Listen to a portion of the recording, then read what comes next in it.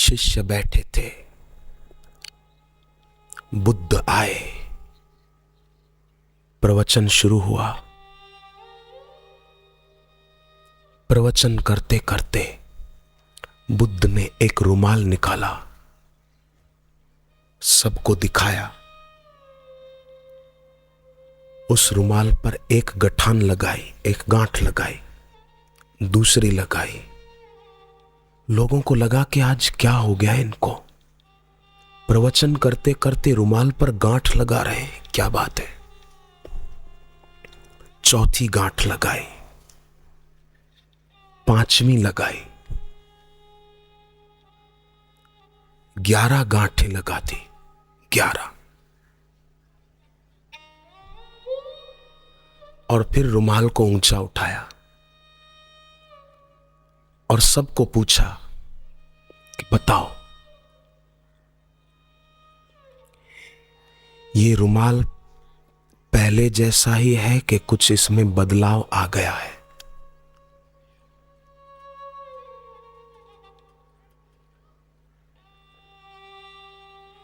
अब सब शिष्य सोचने लग गए कि क्या जवाब दें, कैसे कहें कि बदलाव नहीं आया है, गांठें लग गई है 11।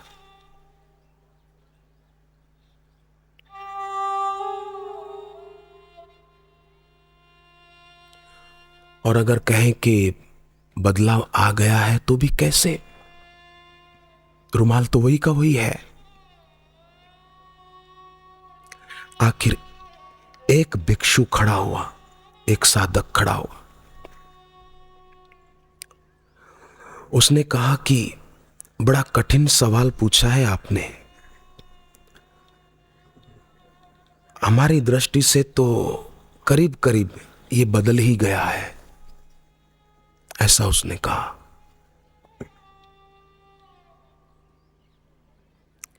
अब आप भी सोचें, रुमाल था पर उसमें गांठें लग गई, तो वो बदल गया कि नहीं बदल गया? आप भी सोचें।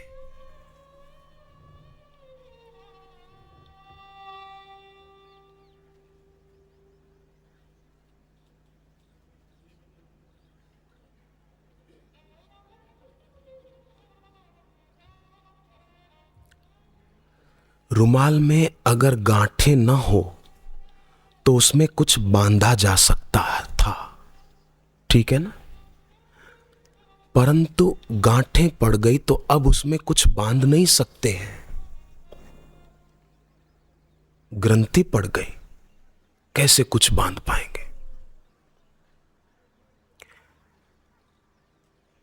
तो बुद्ध ने रुमाल ऊंचा किया फिर से कि अब मेरा दूसरा सवाल है कि इन गांठों को अगर खोलना हो तो क्या करना होगा? सब देख रहे थे कि आज ये हमको क्या समझाना चाहते हैं। रुमाल ऊंचा किया, एक गांठें खोलनी हो तो क्या करूं? कोई शिष्य जवाब दे, इससे पहले बुद्ध ने ही वो रुमाल के दोनों छोर पकड़ के खींचा, थोड़ा खींचा जोर से। तो एक शिष्य खड़ा हुआ और जोर से बोला कि गुरुजी, ये आप क्या करते हैं? माफ करना गुरुजी, ये आप खींच रहे हैं ना, तो जो गांठें हैं वो और टाइट हो जाएगी, फिर खुलेगी नहीं, इसको खींचो मत। तो क्या करें? दूसरा एक शिष्य बोला कि गुरुजी, जैसे आपने गांठ लगाई उसके विपरीत एक्शन करो, विपरीत क्रिया करो तो खुल जाएगी, ठीक है ना? जैसे लगाई उसके विपरीत करो तो खुल जाएगी। बुद्ध बोले शाबाश, हमारे में भी कुछ ग्रंथियां पड़ गई है। काम की ग्रंथि, क्रोध की ग्रंथि, लघुता की ग्रंथि, मैं गरीब हूं, मेरा कोई नहीं है, मेरा भाग्य भी गरीब है, ये ग्रंथियां पड़ गई है। और इन ग्रंथियों के कारण हम वो बांध नहीं सकते, वो पा नहीं सकते हैं जो बापूजी हमको देना चाहते हैं। अगर गुरुदेव का साहित्य बार बार पढ़ा जाए, ऋषि प्रसाद को पढ़ा जाए, निर्भय नाद को पढ़ा जाए, जीवन रसायन का अध्ययन किया जाए, ईश्वर की ओर का स्वाध्याय किया जाए, तो ये ग्रंथियां खुलेगी, क्योंकि ये विपरीत क्रिया हो जाएगी। उसमें जो ज्ञान मिलेगा, जो पढ़ेंगे, स्वाध्याय करेंगे, ग्रंथियां खुलने लगेगी। भागवत जी में आत्मज्ञानी महापुरुष के लिए एक शब्द आया है, बड़ा प्यारा शब्द, निर्ग्रंथ। निर्ग्रंथ भागवत का वचन है।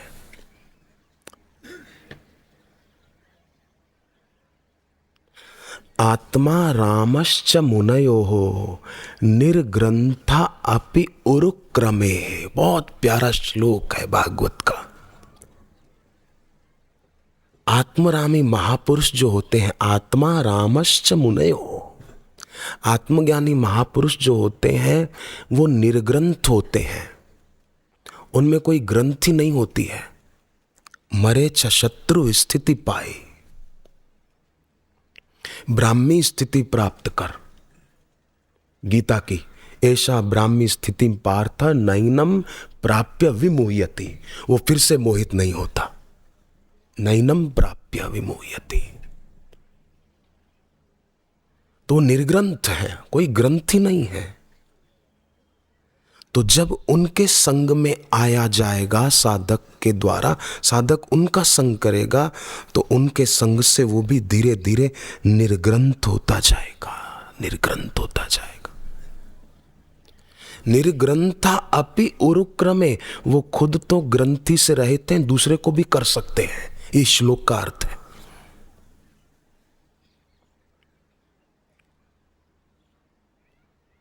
श्री कृष्ण के संपर्क से अर्जुन की ग्रंथियां खुल गई। आयोधौम्य ऋषि के संपर्क से आरुणि की ग्रंथियां खुल गई। गुरु भक्त आरुणि, महाभारत में कथा आती है। बरसात हो रही थी खूब, कई नए आए हैं इसलिए मैं बताऊं। बरसात खूब हो रही थी। महाभारत की कथा है ये, ग्रंथ महाभारत। गुरु ने अपने शिष्य आरुणि को बुलाकर कहा कि बेटे, अपने आश्रम की जो जमीनें हैं उससे थोड़ा आगे एक डैम है, पानी बहुत बरस रहा है बेटे। और डैम का पानी अगर लीक होकर आश्रम में आएगा तो खतरा हो जाएगा, अपने खेतों को भी नुकसान होगा और आश्रम का भी नुकसान होगा। जाओ बेटे, पानी को रोको, कैसे भी डैम का पानी लीक होकर अंदर ना आए आश्रम में, जाओ। अब आरुणि खुश हो गया कि मेरे को गुरुजी ने आज्ञा दे दी, वाह वाह, मेरे को गुरुजी ने सामने से बुलाकर सेवा दे दी, वाह वाह, आनंद आ गया, आनंद आ गया, राजी राजी हो गया। गुरु शिष्य को खुद बुलाकर कोई सेवा बता दे, समझो वो सेवा नहीं, वरदान है, वरदान। अरे गुरुजी ने मेरे को सेवा बता दी, वाह वाह, नाचने लग गया आरुणि। गया,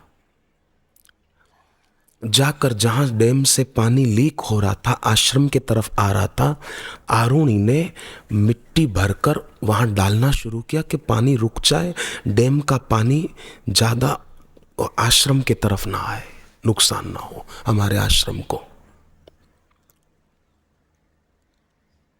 पर पानी था कि रुकने नहीं आता और मिट्टी को भी बहा ले जा रहा था जो आरुणि डाल रहा था। तो आरुणि पानी रोकने के लिए मिट्टी की जगह पर खुद लेट गए। रात भर ठिठुरते रहे, हल्की हल्की बारिश भी हो रही थी, भीगते रहे, पर पानी को रोके रखा। अब सुबह हो गई, रात बीत गई। सुबह सब भक्त गुरु जी को प्रणाम करने के लिए गए, दर्शन करने के लिए गए। तो गुरु ने कहा वो आरुणि नहीं है, कहाँ गया? तो किसी ने कहा गुरु जी आपने कल शाम को भेजा था उसको, डैम का पानी लीक ना हो, आश्रम में ना आए, वो तब से आया ही नहीं वो। अरे गुरु जी ने कहा पहले क्यों नहीं बताया? अब गुरु जी खुद भागे। ये उपन्यास की कहानी नहीं है, महाभारत ग्रंथ की कथा है। गुरुजी खुद भागे, आरुणि आरुणि बेटा कहाँ है आरुणि आरुणि। तो उसने गुरुजी की आवाज सुनी।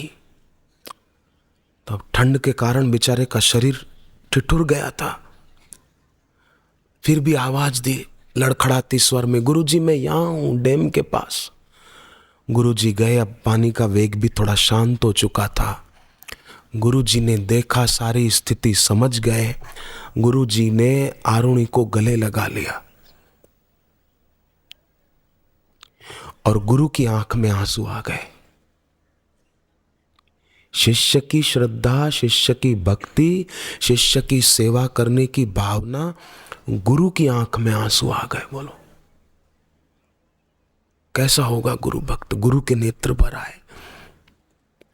और गुरु ने आरुणि को गले लगाकर कहा, बेटे तुझे वेद अब पढ़ने नहीं पड़ेंगे, तुझे उपनिषदें पढ़नी नहीं पड़ेगी, तुझे ऐसे ही उनका ज्ञान हो जाएगा।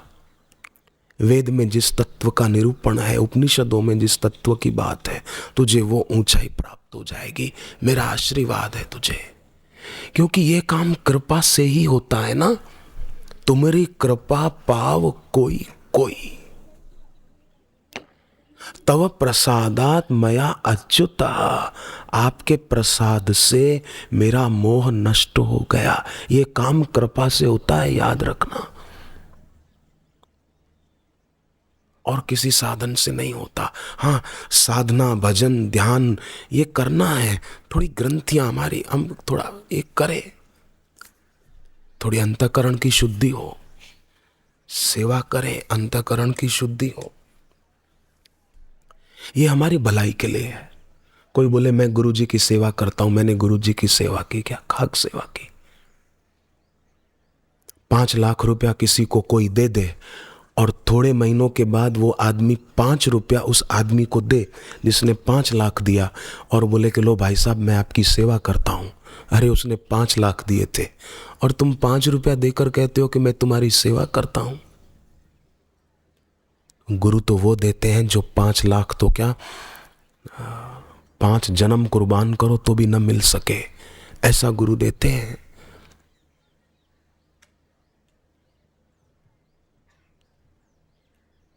पर जो अनभिज्ञ होते हैं वो बेचारे रह जाते हैं। उनकी नजर छोटे लाभ पर होती, बड़े लाभ पर नहीं होती है। हमारी नजर बड़े लाभ पर हो, जो बापूजी दिलाना चाहते हैं।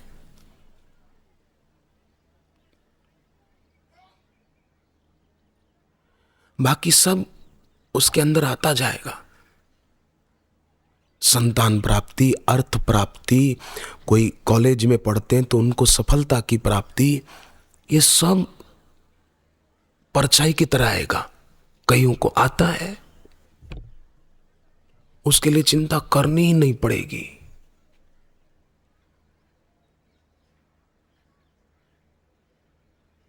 तो रुमाल में गांठें उसमें तो बुद्ध ने लगाई थी, परंतु हमारे अंतर में गांठें अपने आप निर्मित की गई है।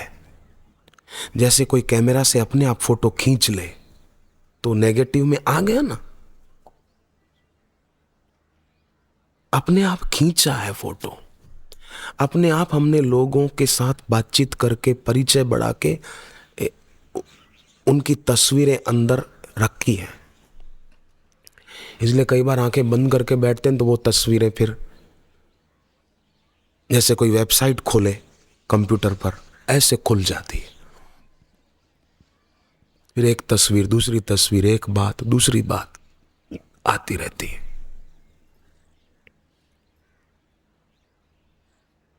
परंतु दर्पण की तरह हो, जैसे दर्पण के सामने कोई आया तो दर्पण आईना किसी की आकृति को अपने में कैद नहीं करता है। आया गया, दर्पण खाली, ऐसे हो।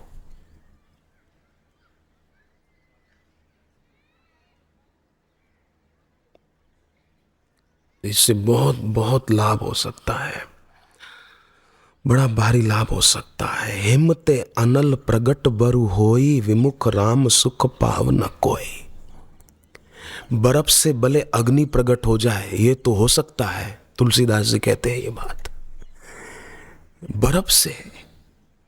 बर्फ से आग प्रकट हो जाए, हिम्मते अनल प्रगट बरु होई, विमुख राम सुख पाव न कोई। बर्फ से तो आग प्रकट हो सकती है, परंतु भगवान से विमुख होकर कोई सुख नहीं पा सकता। सांप के मुंह के आगे बैठकर कोई अमृत नहीं पा सकता। तलवार की धार पर शहद लगाकर कोई मिठास का अनुभव नहीं कर सकता। तलवार की धार पर मिठाई लगा दी, मावा लगा दिया और बोले मैं चाटूं, मेरे को मजा आए, मजा है, जीभ कट जाएगी। तीर की नोक पर कोई चाशनी लगा दे, मिठाई लगा दे और बोले मैं चाटूं, इसको खाऊं, मरेगा, जीभ कट जाएगी। तो दुनिया के भोग ऐसे ही हैं, तलवार की धार पर शहद लगाकर चाटने जैसे, तीर की नोक पर थोड़ी मिठाई लगाकर चाटने जैसे हैं ये भोग।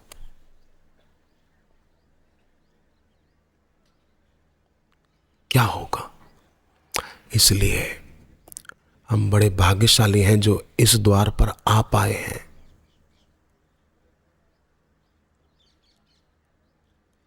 और गुरुवर की वाणी जो सर्व भी है और सार भी है, वो हम लोग सुन पाते हैं और अपना जीवन उन्नत कर पाते हैं। ये हमारा सौभाग्य है, ये हम पर ईश्वर की महती कृपा है। जिन प्यारों पर है जग वालों हो खास इनायत सदगुरु की, तो इन सब ग्रंथियों से छूटा जाए। ग्रंथियों से छूटने का उपाय मैंने शुरुआत में प्रार्थना की थी कि थोड़ी देर, थोड़ी सेकंड बिना मन के हुआ जाए। थोड़ी देर बिना मन के हो जाए। मुझे कुछ नहीं चाहिए, हो गया बिना मन के।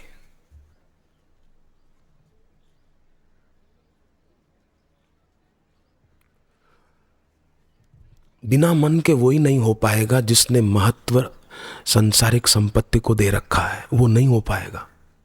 और जिसने महत्व अपने गुरु को दे रखा है, भगवान को दे रखा है, वो बिना मन के हो जाएगा। पक्की बात है, उसको सफलता मिलेगी, मिलेगी, मिलेगी, जरूर मिलेगी।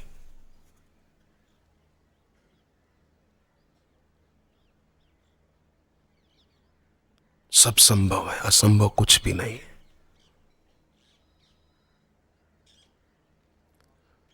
मुझे तो हमारे अमेरिका के एक विशाल भाई बैठे हैं यहाँ पर, मुझे बहुत अच्छे लगते हैं। मुझे उनकी बुद्धिमत्ता पर बड़ा नाज है, गर्व है कि ऐसे हमारे गुरु भाई हैं। सिटीजन थे अमेरिका में, कैलिफोर्निया में, पर इनकी पत्नी भी ऐसी देवी, इनकी पत्नी का नाम अलका है। वो भी ऐसी देवी गुरु भक्त पक्की कि उसने भी पति के साथ वहाँ सिटीजन थे छोड़ दिया और अब भारत में रहते हैं, बेंगलोर में, और यहाँ हर शिविर में आ जाते लाभ लेने के लिए। और लोग तो कई तरसते मेरे को स्टडी वीज़ा मिल जाए, मैं अमेरिका सेट हो जाऊं। महत्व बुद्धि होनी चाहिए भगवान के लिए, गुरु के लिए। मेरा अभिप्राय ये नहीं कि आप जो भी अमेरिका से सब यहाँ आ जाओ, ये मेरा अभिप्राय नहीं है। ये मैं कहना नहीं चाहता, ध्यान देना, कोई गैर समझ नहीं करना। परंतु एक बात है कि महत्व बुद्धि किसको दी जाए, ये पते की बात है। थोड़ी देर बिना मन के हुआ जाए, आप करके देखें। अभी कुछ सेकंड, थोड़ी देर माना कुछ सेकंड करने में क्या दिक्कत है, आप सोचो जरा।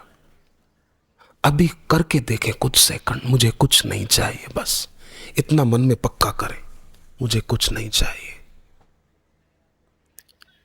मेरा कुछ भी नहीं है। चेतन अमल सहज सुख राशि, मेरा संबंध केवल ईश्वर से है, मेरे गुरुदेव से है, बस मुझे कुछ नहीं चाहिए।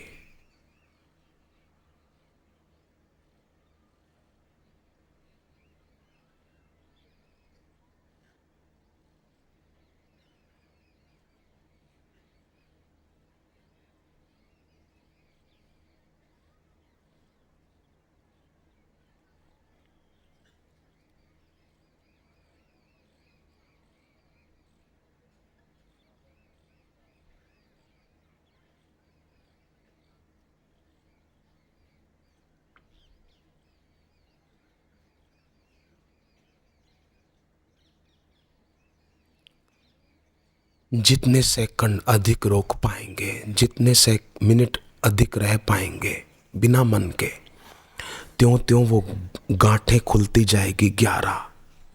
आंख की किसी के रूप के साथ बंध गए, ये ग्रंथि है शब्द की। सुनते रहते हैं। मुझे बड़ा आश्चर्य लगता है, लोग जो बाहर के भजनों की कैसेटें इधर उधर की लेके सुनते हैं ना, मुझे बड़ा आश्चर्य लगता है कि रुचि कैसे होती है। इधर उधर के गीत और भजन बाहर के ही मनोरंजन कब तक करेंगे? मनोभंजन करना सीखें। मनोरंजन बड़ी बात नहीं है, मनोभंजन बहुत बहादुरी की बात है। मनोभंजन हो जाए।